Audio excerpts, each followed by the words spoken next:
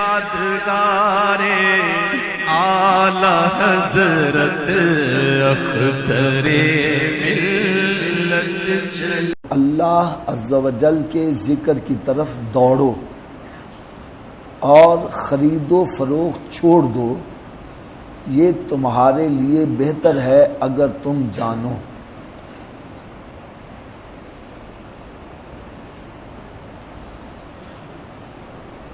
پیارے اسلامی بھائیوں، اللہ رب العزت نے بنی اسرائیل یہودیوں کو ہفتے کا دن عطا کیا عبادت کے لیے، اور نصارہ کو اتوار کا دن۔ حدیث مبارکہ کا مفہوم ہے کہ حضرت موسیٰ علیہ نبی علیہ السلام اللہ رب العزت سے ہم کلام ہیں اور عرض کرنے لگے، اے مالک و مولا، تو نے یہودیوں کو ہفتے کا دن عطا کیا ہے عبادت کے لیے، اور نصارہ کو تو اتوار کا دن عطا کرے گا، تو اپنے محبوب کریم صلی اللہ علیہ وسلم کے امتیوں کے لیے تو نے کون سا دن رکھا ہے؟ تو رب تعالیٰ نے ارشاد فرمایا، ان کے لیے میں نے جمعے کا دن رکھا۔ کون سا دن رکھا جی؟ جمعے کا دن رکھا ہے۔ حضرت موسیٰ علیہ السلام عرض کرتے ہیں، مالک مولا، یہ جمعے والے دن میں کیا فضیلت ہے؟ فرمایا، اے موسیٰ، اگر جمعے کا دن تیری قوم کو دے دیا جاتا تو ان کی شکلیں تبدیل نہ کی جاتی۔ یعنی جمعے کا دن ایسی فضیلت والا ہے کہ جو بندہ جمعے کی نماز ادا کرتا ہے تو جمعے سے لے کر جمعے تک بندے سے جو گناہ ہوئے ہوتے ہیں اللہ تعالیٰ ان سارے گناہوں کو معاف فرما دیتا ہے۔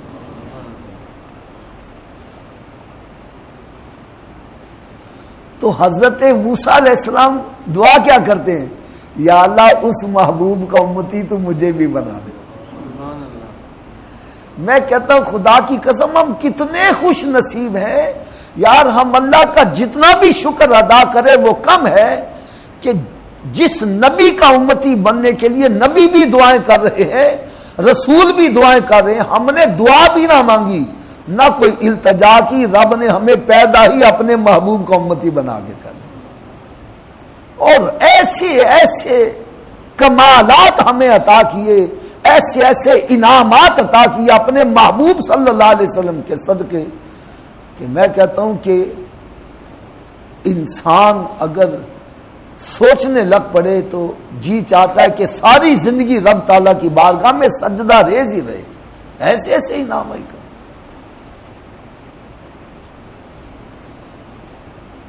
حدیث مبارکہ میں آتا ہے کہ جمعے کا دن عید کا دن ہے۔ میں یہاں پر ایک بات عرض کرنا ضروری سمجھوں گا، جب ہم جشن عید میلاد النبی کی بات کرتے ہیں تو کچھ لوگ کہتے ہیں جی عیدیں صرف دو ہی ہیں، یہ تیسری عید کہاں سے نکال لی؟ ان بیچاروں کو یہ پتہ نہیں ہے کہ میرے آقا صلی اللہ علیہ وسلم نے ارشاد فرمایا جمعے کا دن بھی عید کا دن ہے، اور اندازہ کرو صحابہ کرام علیہم رضوان اس عید کے دن کو منانے کے لیے تیاریاں پہلے سے شروع کر دیتے، اپنے کام کاج کو سمیٹ لیتے اور جو کاروبار سارا سیٹ سٹ کر کے، تاکہ جمعے والے دن ہم صرف فارغ ہوں گے اور رب کی عبادت میں مشغول ہوں گے۔ اس قدر اہتمام کیا جاتا تھا جمعے کا۔ اور حدیث مبارکہ میں آتا ہے کہ جو بندہ جمعے والے دن غسل کرے، غسل بھی کون سا؟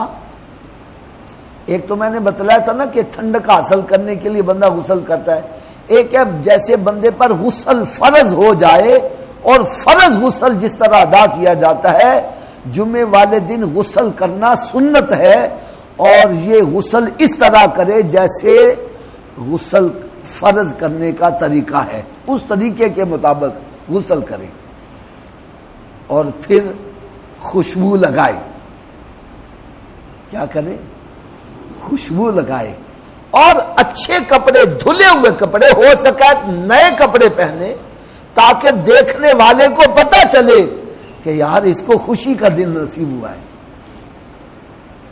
اور حدیث پاک میں آتا ہے کہ جو بندہ جمعے کے دن خوشبو لگا کر مسجد میں آتا ہے تو جتنے بندوں تک خوشبو جائے گی اتنے غلام آزاد کرنے کا اس کو ثواب عطا کیا جائے. اور پھر فرمایا کہ جمعے دن مسجد میں آئے اور اگر سب سے پہلے آئے گا، کیا میں نے کہا؟ سب سے پہلے مسجد میں آئے جمعے کی نماز ادا کرنے کے لیے تو رب تعالیٰ اس کو ایک اونٹ قربان کرنے کا ثواب عطا فرمائے گا. جو دوسرے نمبر پر آئے اس کو گائے ذبح کرنے کا ثواب دیا جائے گا. تیسرے نمبر پر آئے بکرا ذبح کرنے کا. پھر چوتھے نمبر پر آئے ایک مرغی. اور پھر جو اس کے بعد آئے اس کو ایک انڈا رب کے رستے میں خیرات کرنے کا ثواب دیا جائے گا. اور جو پھر اس کے بعد آتے ہیں تو فرشتے پھر اپنے وہ نامہ، وہ جو لکھنے والے تحریری کاغذات سمیٹ کر وہ بھی جمعے کی نماز میں شامل ہو جاتے ہیں. پھر عام بندوں کی طرح بندوں کو ثواب دیا جاتا ہے. جو پہلے آئے اس کو اتنا ثواب. اور یقین جانو میں دکھ کے ساتھ کہتا ہوں آج ہماری کوشش یہ ہوتی ہے کہ مسجد میں اس وقت جائیں جب امام رکوع میں گیا ہو.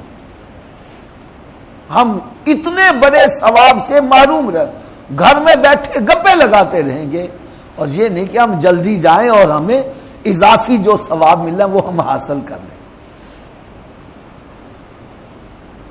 اور پھر فرمایا کہ مسجد میں آئے اور کسی کو ایذا نہ دے.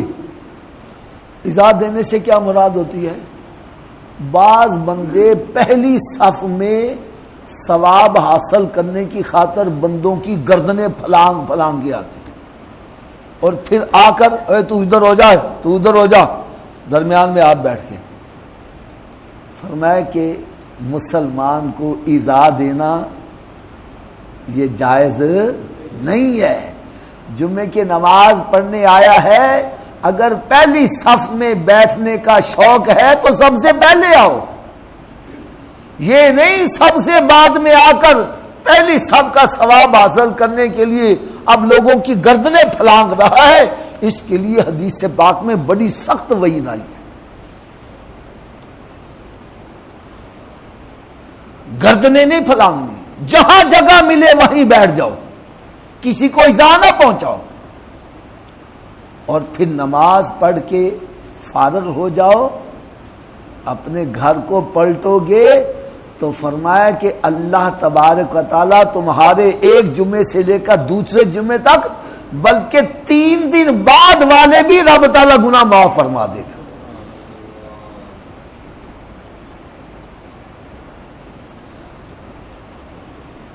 قرآن مجید میں اللہ تبارک و تعالیٰ نے ارشاد فرمایا اے ایمان والو، جب جمعے کی نماز کے لیے تمہیں پکارا جائے، یعنی جمعے کی اذان ہو جائے،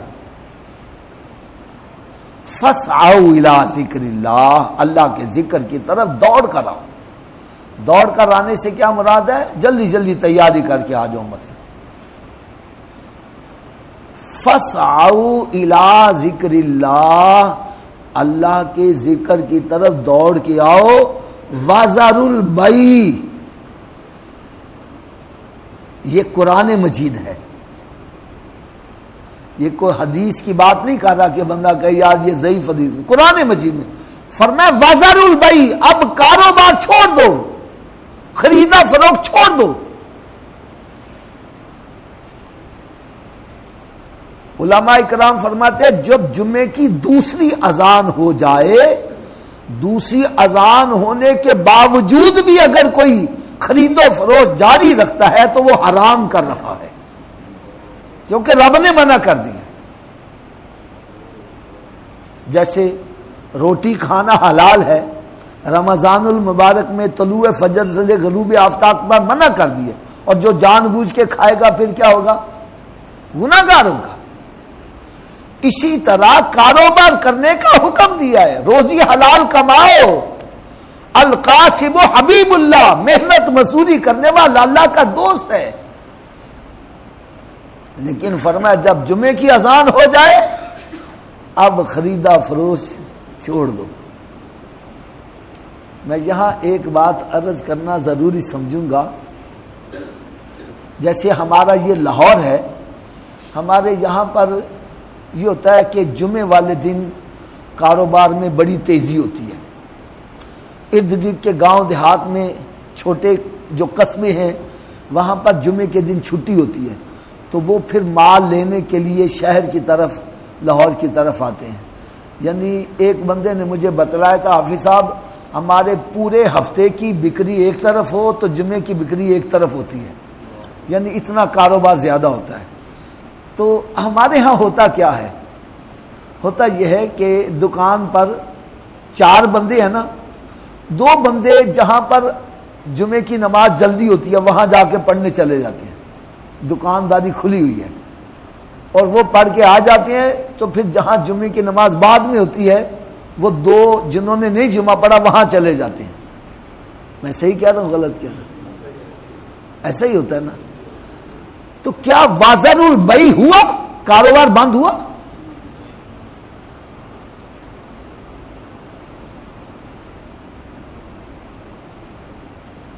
یہ میں قرآن کی آیت پڑھ رہا ہوں، فرمایا وازر البیع، کاروبار چھوڑ دو، خریدا فروخت چھوڑ دو۔ تو جو اللہ کی مرضی ہے وہ پوری نہیں ہو رہی، کاروبار نہیں بند ہوا۔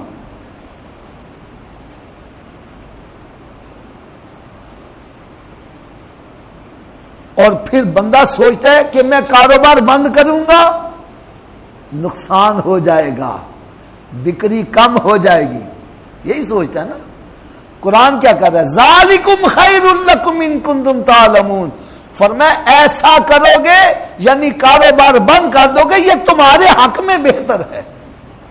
اور وہ مالک ذل جلال ہے، وہ چاہے تو قطرے کو سمندر بنا دے اور چاہے تو سمندر کو قطرہ بنا دے۔ اللہ تعالیٰ تھوڑی کمائی میں برکت عطا، یعنی برکت سے مراد کیا ہوتی ہے؟ برکت سے یہ مراد نہیں ہے 1000 روپیہ ہے تو 1 لاکھ بن جائے گا، نا، جہاں 1 لاکھ نے کام کرنا تھا تمہارا 1000 ہی کام کر کے دکھا دو۔ یہ ہے اللہ تعالیٰ کی طرف سے برکت۔ تو ہمیں قرآن مجید پر عمل کرنا ہے، اور کئی بندے جمعے کی نماز کو اہمیت نہیں دیتے، جمعہ پڑھا نہ پڑھا پرواہ نہیں ہے۔ حدیث مبارکہ کا مفہوم ہے جو 3 جمعے لگاتار چھوڑ دے، کتنے جی؟ 3 جمعے لگاتار چھوڑ دے، اللہ تعالیٰ اس کے دل پر مہر لگا دے گا۔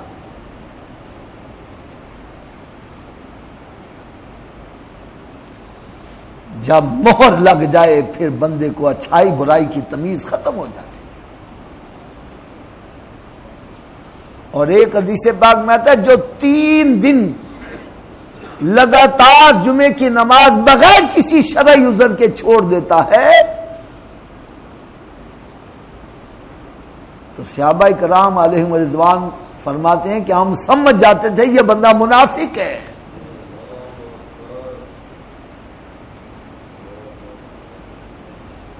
ہمارے ہاں جمعے کی نماز کو اہمیت نہیں دی جاتی۔ خدا دا یہ جمعے کا دن ہم مسلمانوں کے لیے عید کا دن ہے، اس کو اہتمام کے ساتھ منانا چاہیے، اس کے لیے پہلے سے پری پلاننگ کرنی چاہیے کہ جمعے کا دن آ رہا ہے، میں یہ کپڑے پہنوں گا، میں نے غسل کرنا ہے، میں نے یہ کام کرنا ہے۔ اگر کوئی دوست آ گیا بھائی جمعے والے دن مجھے تیرے ساتھ کام، نہ بھائی جمعے کا دن ہے، عبادت کا دن ہے، میں نے یہ کام کرنا ہے، باقی دن تھوڑے ہیں، میں تیرے ساتھ کام کرتا رہوں گا، یہ جمعے کا دن جو ہے وہ مجھے بس عبادت کرنی ہے۔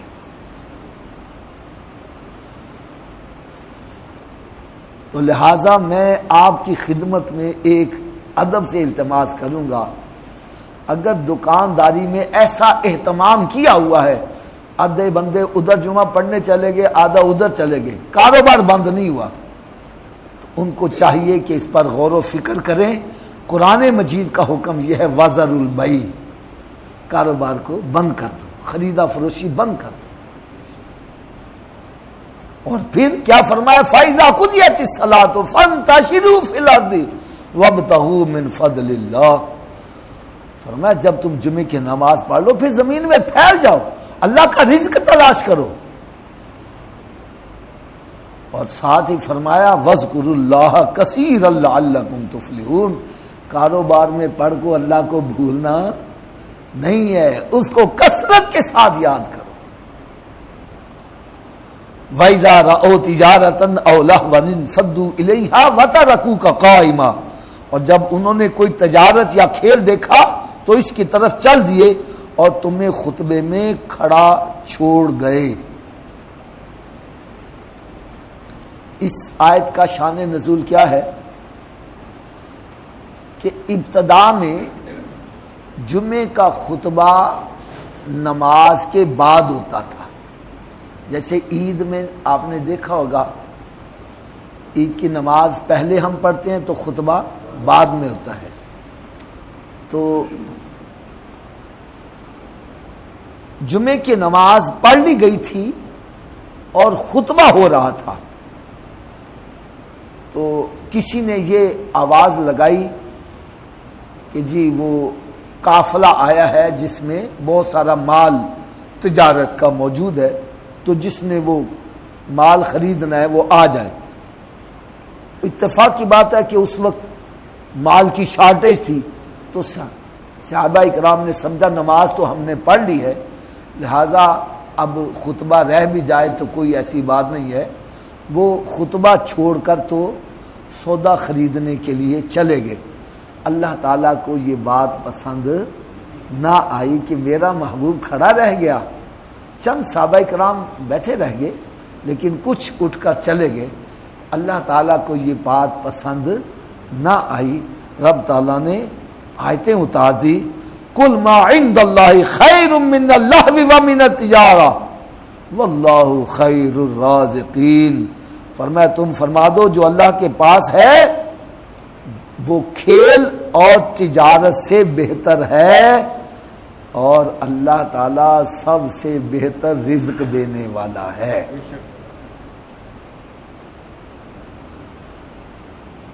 تو پھر ہوا یہ کہ جمعے کا خطبہ جمعے کی نماز سے پہلے کر دیا گیا، جمعے کا خطبہ پہلے کر دیا گیا اور نماز بعد میں، لیکن عید کا وہی سلسلہ چلتا رہا، پہلے عید کی نماز اور خطبہ بعد میں۔ تو جمعے کا خطبہ یہ بھی سننا واجب ہے، یہ ضروری ہے، اسی لیے فرمایا گیا کہ جب جمعے کا اذان ہو جائے، اذان کے فوراً بعد ہی خطبہ ہوتا ہے۔ یہ دوسری اذان، پہلی اذان جمعے کی جو ہے یہ بدعت ہے، یہ حضرت عثمان غنی رضی اللہ تعالیٰ عنہ کے دور میں شروع کی گئی، جب مدینہ منورہ میں شہر بہت وسیع ہو گیا اور کاروبار زیادہ بڑھتا چلا گیا، تو پھر جمعے کی جیسے اذان ہوتی تھی، دوسری اذان جس کو ہم کہتے ہیں اذان ہوتی تھی، اس اذان کے بعد کاروبار کو سمیٹ کر مسجد میں آتے تھے، تو آتے ہوئے خطبہ جماعت میرا مطلب ہو جاتا تھا۔ تو آپ نے پھر یہ کیا کہ ایک اذان پہلے دلا دی کہ جب اذان ہو جائے اب کاروبار وغیرہ بند کر کے تو دوسری اذان جو ہے وہ تمہیں مسجد کے اندر ہی ہو، اس لیے اذان کے فوراً بعد ہی خطبہ ہو جاتا ہے۔ خطبہ بھی سنو، اذان بھی سنو، یہ دوسری اذان یہ سمجھو جمعے کا خطبے کا حصہ ہوتی ہے۔ لہذا جب پہلی اذان اس لیے دلائی تاکہ اس اذان کے ہوتے ہی تم اپنے کاروبار کو سمیٹو اور مسجد کا رخ کرنا شروع کر دو۔ تو پیارے اسلامی بھائیوں، جمعے کا دن ہمارے لیے عید کا دن ہے، ہمیں اس کو اہمیت دینی چاہیے اور اس کے لیے ہمیں اپنے آپ کو فارغ کرنا چاہیے اللہ تعالیٰ کے ذکر کے لیے، عبادت کے لیے۔ جمعے کے دن قرآن پاک کی تلاوت کرو، حدیث پاک میں آتا ہے جو بندہ سورہ کہف کی تلاوت کرتا ہے جمعے والے دن یا جمعے کی رات یا جمعے کے دن، اللہ تبارک و تعالیٰ اگلے جمعے تک کے اس کے گناہوں کو معاف فرما دیتا ہے، اور ایک نور ہوگا جو اس کی حفاظت کرے گا۔ اور اسی طرح جو سورہ دخان کی تلاوت کرتا ہے 70,000 فرشتے اس کے لیے دعائے مغفرت ہی کرتے رہتے ہیں۔ تو لہٰذا یہ جمعے والے دن کوشش کریں، قرآن مجید کی تلاوت کریں اور پھر درود و سلام کی کثرت کریں۔ حدیث پاک میں آتا ہے کہ جو جمعے کے دن اور جمعے کی رات مجھ پر کثرت سے درود پاک پڑھتا ہے، اس کا درود پاک میں خود اپنے کانوں سے سنتا ہوں۔ اور ایک حدیث پاک میں آتا ہے کہ جمعے کے دن ایک ساتھ ایسی رکھ دی گئی ہے کہ بندہ جو بھی رب سے مانگتا ہے رب تعالیٰ اس کو عطا فرما دیتا ہے۔ اور علماء کرام نے فرمایا وہ عصر اور مغرب کے درمیان کی ساتھ ہے، اس دوران جو چیز جائز بندہ رب تعالیٰ سے مانگتا ہے اللہ تعالیٰ اس کو عطا کرتا ہے۔ اللہ تعالیٰ سے میں دعا کرتا ہوں کہ اللہ تعالیٰ ہم سب کو جمعے کا ادب و احترام کرنے کی توفیق عطا فرمائے، اور جمعے والے دن عبادت کرنے اور نیک اعمال اور گناہوں سے بچنے کی اللہ تعالیٰ ہم سب کو توفیق عطا فرمائے۔ وما علیہ الا البلاغ۔